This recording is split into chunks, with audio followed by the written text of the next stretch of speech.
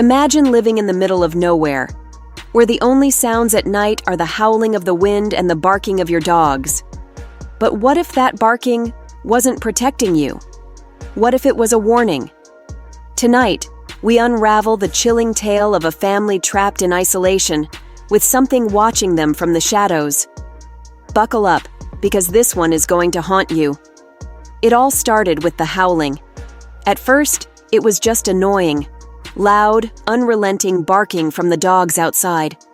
But then, it got worse, more desperate, almost human. And then came the whispers, the scratches on the walls. And my daughters? They swore the dogs were making faces at them. Let me set the scene for you. I'm a single mom of two, Ruby, who's 4, and Jade, who's 7. We live on an old, isolated farmhouse surrounded by endless fields of wheat. There's no one for miles. Just us, the house, and our 5 dogs. Those dogs have always been my comfort, my protectors. Out here, in the middle of nowhere, they're my early warning system. If anything or anyone comes near, they let me know. But lately, they've been acting strange. It started after a trip to my mother's house.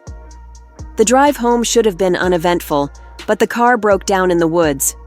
No cell service, 2 tired kids, and nothing but darkness all around.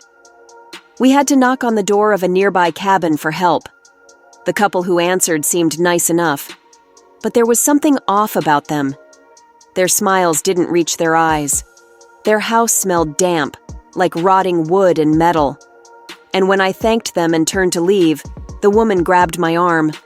Her voice dropped to a whisper, and she said, "Be careful. Things move out here. Things you don't want to see." I didn't ask what she meant. I didn't want to know.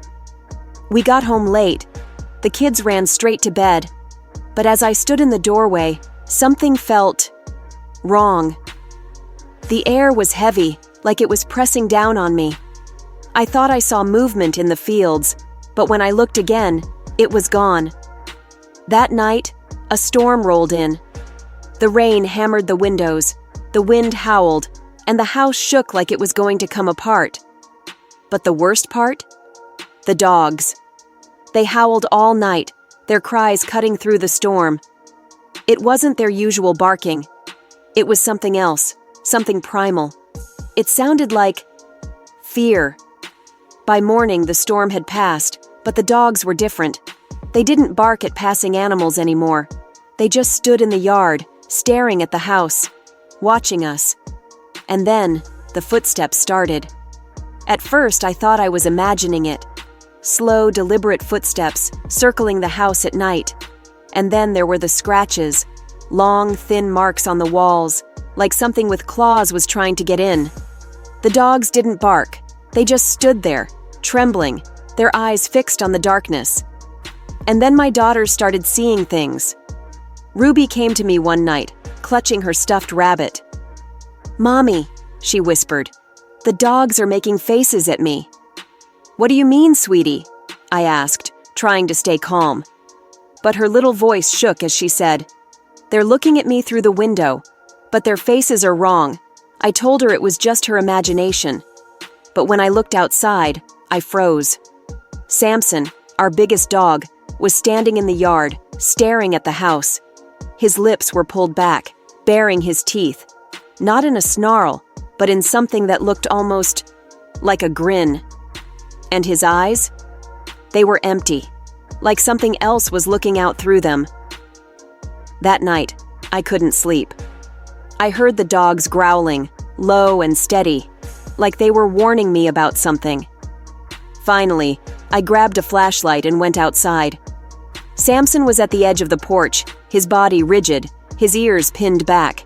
He wasn't barking. He was staring. And when I followed his gaze, I saw it. A figure, tall and thin, standing at the edge of the field. It didn't move. It just swayed, like it was being pulled by invisible strings. My heart stopped. I shined the flashlight at it, but it didn't react. And then, just as suddenly as it appeared, it was gone. After that, things got worse. The dogs stopped leaving the porch.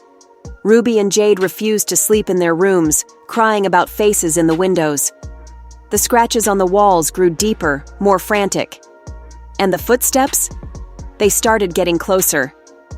One night, I woke up to the sound of whispering. Faint, almost indistinguishable from the wind, but definitely there.